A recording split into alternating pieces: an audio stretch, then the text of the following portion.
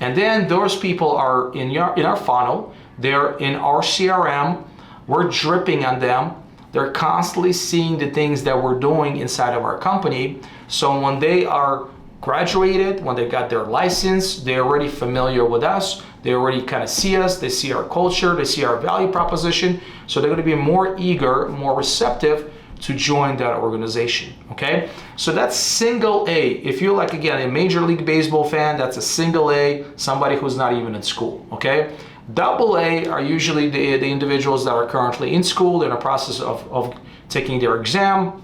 Those are the ones that, again, are part of our ecosystem. On a weekly basis, they get an educational video from us. They're also invited to selected classes that we do, like our 12-week momentum building bootcamp, for example.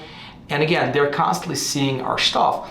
We're not calling them, we're not checking on them. We're just letting our CRM, okay, do the job for us. It's automation. Most of it is automation, right? Our job is to create content, and then for the CRM to set it up, we set it up and for it to send that content over.